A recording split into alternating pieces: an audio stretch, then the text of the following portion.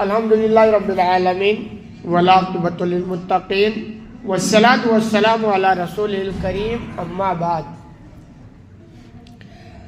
آج کے اس درس میں پارہ نمبر 20 کا خلاصہ پیش کرنے کی کوشش کی جا رہی ہے۔ اس پارے میں 3 حصے ہیں۔ سورہ نمل کا بقیہ حصہ ہے، سورہ قصص مکمل ہے، سورہ عنکبوت ابتدائی حصہ ہے۔ سورہ نمل کے بقیہ حصے میں 2 باتیں ہیں۔ نمبر 1 توحید، اس کے 5 دلائل ہیں۔ توحید کا مطلب یہ ہوتا ہے کہ عبادت کی جتنی شکلیں ہیں ان تمام شکلوں کو اللہ کے لیے ثابت کیا جائے۔ تو کہ اس کے تعلق سے 5 دلائل دیے گئے ہیں۔ نمبر 1 آسمان، زمین، بارش اور کھیتوں کا خالق اللہ ہی ہے، یعنی اللہ نے ہی آسمان بنایا، زمین، اسی طرح بارش بھی وہی برساتا ہے اور کھیتوں کی بھی وہی اگاتا ہے۔ ان چیزوں پر اگر آدمی غور کرے تو اللہ کی وحدانیت صاف صاف نظر آتی ہے۔ اللہ نے دیکھو زمین بنایا، دنیا کی جتنی چیزیں ابھی بھی آپ مانیں گے یہ کہ زمین کا پیدا کرنے والا اللہ ہے۔ کتنے سسٹم سے پیدا کیا کہ زمین کی الگ الگ شکلیں ہیں۔ کچھ ایسی زمین ہے جہاں پیداوار نہیں ہوتی، پتھریلی زمین، کچھ ایسی ہیں جہاں پیداوار ہوتی ہے۔ آپ کے یہاں سنگ مرمر والی زمین ہے۔ اگر اللہ ایسے ماربل والی زمین پوری دنیا کو بنا دیتا تو گاڑی چلتی؟ نہیں چلتی۔ آپ کیا کھاتے؟ ماربل کھا کے تھوڑو جی سکتے تھے۔ اللہ کا نظام دیکھیں، کتنا مضبوط نظام۔ بارش کتنا کتنی بڑی نعمت ہے۔ اگر اللہ بارش نہ برسائے، دنیا کی کوئی طاقت ہے اتنی دنیا ایڈوانس ہو گئی، ترقی کے ہر مناظر کو تقریباً انہوں نے طے کر لیا، لیکن بارش نہ ہونا تو سب کی حالت خراب ہو جاتی ہے۔ کتنی بڑی نعمت ہے، اور یہ سب کو پتا ہے، یہ صرف اللہ کے اختیار میں ہے۔ اسی طرح کھیتوں کا مالک، کہ اگر اللہ اسی کھیتوں میں پیداوار نہ دینا، کسانوں سے پوچھو، بسا اوقات وہ ساری کوششیں کرتے ہیں پھر بھی پیدا نہیں ہوتا، کیونکہ اللہ نہیں چاہ رہا ہوتا ہے۔ ان ساری چیزوں پر آپ غور کرو گے تو صاف صاف اللہ کی وحدانیت نظر آتی ہے کہ ایک اللہ ہے جو یہ سب کر رہا ہے۔ تو صاحب عبادت کے بھی لائق وہی ہے، وہی مستحق ہے، صرف اسی کی عبادت کی جانی چاہیے۔ نمبر 2 زمین، نہریں، پہاڑ اور سمندروں کا نظام وہی چلاتا ہے۔ غور کریں، زمین کے نظام ہو، نہروں کا نظام ہو، سمندروں کا نظام، پہاڑ، کسی کے اختیار میں نہیں، صرف اللہ کے اختیار میں۔ اسی طرح مجبور، بے بس اور بیمار کی پکار اس کے علاوہ کوئی نہیں سنتا ہے۔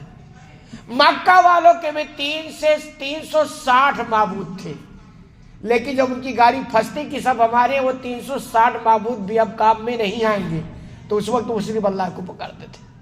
آپ دیکھیں دنیا کے اندر آدمی کبھی بیمار ہوتا ہے، دوائیں کر کے تھک جاتا ہے، علاج کرا کے تھک جاتا ہے، پریشان ہو جاتا ہے، ڈاکٹر کہتے ہیں صاحب ہمارے بس کی بات نہیں ہے۔ اگر اس کا ایمان مضبوط نہیں ہے نا تو جگہ جگہ یہ بھٹکتا ہے، کبھی اس دربار میں، کبھی اس درگاہ میں، کبھی اس، یعنی یہ کہ کوئی ایسی ذات ہمیں ملے جو طلسماتی طریقے سے ہمارے مسئلے کا حل نکال دے، تو کہیں نہیں ملے گا۔ وہ صرف کیا ہے؟ اللہ کی ذات ہے۔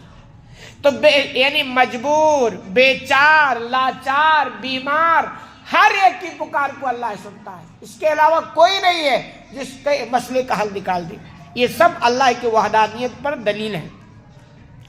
ایسے بحری اور بری تاریکیوں میں راستہ وہی دکھاتا ہے۔ اسی نے ہواؤں کا نظام چلایا، ہوائیں اللہ کے اختیار میں۔ غور کریں کتنا مضبوط سسٹم، کسی کے اختیار میں۔ وہی ہوائیں اللہ چاہتا ہے تو بندوں کے لیے نعمت بنی رہتی ہے، اور اللہ اگر چاہے تو انہیں ہواؤں کو بندوں کے لیے عذاب بنا دیتا ہے۔ غور کریں، تو یہ سب اللہ کے اختیار میں ہے۔ اس کی صاف صاف بتلاتی ہیں کہ اللہ ایک ہے، وہی سب کچھ کرنے والا ہے۔ پہلی بار بھی اسی نے پیدا کیا، دوبارہ بھی وہی پیدا کرے گا، اور رازق بھی وہی ہے۔ 3 چیزیں، پہلی بار اسی نے پیدا کیا، دوبارہ بھی پیدا کرے گا، اور رازق یعنی رزق دینے والا وہی ہے، پھر ٹینشن کیا ہے؟ پھر ہم اتنا ٹینشن کیوں لیتے ہیں؟ یعنی بالکل مختصر اللہ نے کہا کہ بھی وہی پیدا کیا پھر مارا۔ پیدا اور مارنے میں کتنا، ایسے تھوڑا ہو کہ فوراً ہو گیا۔ بچہ پیدا ہوتا ہے، بڑھتا ہے، جوان، بڑھاپا، 60، پھر جا کے قبر میں جاتا ہے۔ ان سارے حالات پر مکمل کنٹرول کس کا ہے؟ صرف اللہ کا ہے۔ وہی ہے جن کو جیسے چاہتا ہے ویسے جلاتا ہے، جب چاہتا ہے مار دیتا ہے۔ پھر سب سے بڑا مسئلہ انسان کا رزق کا ہوتا ہے۔ اللہ کہتا ہے اس کا بھی ٹینشن نہ لو، یہ بھی ہمارے اختیار میں ہے۔ تو جب سب کچھ اللہ ہے، اسی کے اختیار میں ہے، تو بھائی عبادت کا بھی مستحق وہی ہے۔ اور اللہ کا یہ حق بندوں پر ہے کہ بندے صرف اس کی بندگی کریں۔ جو لوگ اللہ کی بندگی سے کتراتے ہیں، دور بھاگتے ہیں، وہ حقیقت میں جملہ سخت ہے مگر صحیح ہے، بالکل نمک حرامی برت رہے ہیں، کھا اس کا رہے ہیں، اور کچھ بھی احسان اس کا نہیں مانتے، اس کی عبادت نہیں کرتے، اس کی بندگی کے لیے تیار نہیں ہوتے۔ اسی طرح قیامت، سور پھونکا جانا، پہاڑوں کا بادلوں کی طرح ہواؤں میں اڑنا، روز قیامت سب کا جمع ہونا، نیک لوگوں کو ان کی اچھائیوں کا انعام اور برے لوگوں کو ان کے کیے کی سزا کا ملنا۔ قیامت یعنی دنیا ختم ہونی بھی ہے، کیوں انسان دنیا میں آیا تو عقل کا بھی تقاضا ہے کہ کوئی ایسی جگہ ہو جو انسانوں کے دنیا کے کارناموں کا مکمل بدلہ ملے، اور آخرت کے علاوہ کوئی ایسی جگہ نہیں ہو سکتی، کیونکہ دنیا میں بسا اوقات اتنا بڑے جرائم انسان کرتا ہے نا کہ دنیا میں اس کو اس کے برابر سے اس کو سزا نہیں مل سکتی، تو اللہ نے اس کے لیے آخر رکھی ہے۔ پھر کہا جب قیامت قائم ہوگی تو بادلیں ہوایں اس کو اڑائیں گی، اس پر آپ غور کریں۔ اسی طرح سب کا اکٹھا اللہ کر لے گا سب کو، پھر حساب کتاب کرے گا۔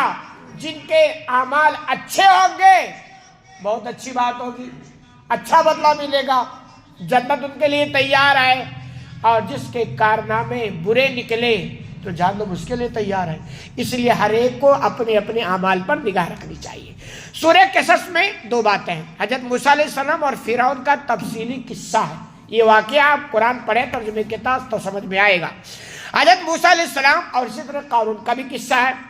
سورہ عنکبوت کے ابتدائی حصے میں 3 باتیں ہیں۔ توحید، مشرکین کے بت مکڑی کے جالے کی طرح کمزور، اللہ نے بیان کیا کہ یہ جو مشرکین معبود بنا کے بیٹھے ہیں ان کے اندر کچھ بھی دم نہیں ہے۔ جیسے مکڑی کا جالا ہوتا نا، ایک بچہ چاہے توڑ پھوڑ کے پھینک دے، بگاڑ دے اس کے گھر کو، شکل کو، ایسے ان کے جو معبود ہے نا، نہ باطنی طور پر طاقت ہے نہ ظاہری طور پر طاقت ہے، کچھ بھی دم نہیں ہے۔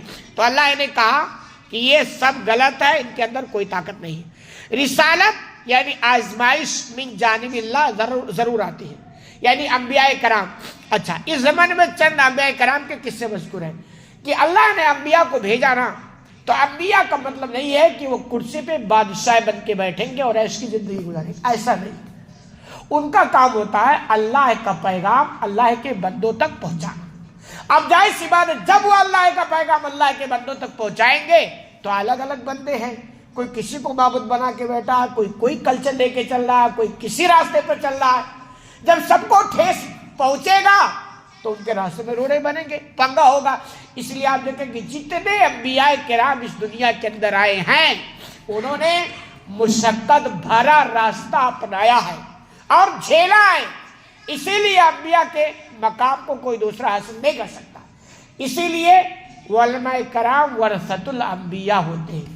مطلب یہ نہیں ہے کہ بیٹھ کے عیش کی زندگی گزاریں گے، مطلب یہ ہے کہ جب بھی آپ اللہ اس کے رسول کی بات کرو گے 4 لوگ آپ کے خلاف رہیں گے، کیسے بھی کر کے۔ دیندار لوگ دینداری کے نام پہ رہیں گے، برے لوگ برائی کے نام پہ رہیں گے مگر رہیں گے۔ ایسا نہیں ہو سکتا ہے کہ اللہ اس کے رسول کی ساری باتیں سارے لوگوں کو بالکل ٹھیک ٹھاک ہضم ہو جائے، کسی کا پیٹ خراب نہ ہو، ایسا نہیں ہو سکتا ہے۔ یہ انبیاء کی سنت ہے۔ اسی طرح قیامت کا بھی تذکرہ ہے، اور بار بار قرآن کے اندر اللہ نے قیامت کا تذکرہ کر کے بندوں کو آگاہ کیا ہے کہ بندوں قیامت آئے گی، دنیا چھوڑنی پڑے گی اور دنیا کے کارناموں کے بارے میں تم کو حساب دینا ہوگا۔ اللہ رب العالمین سے دعا ہے کہ الہ العالمین تمہیں کہنے سنے زیادہ عمل کرنے کی توفیق عطا فرما۔ آمین۔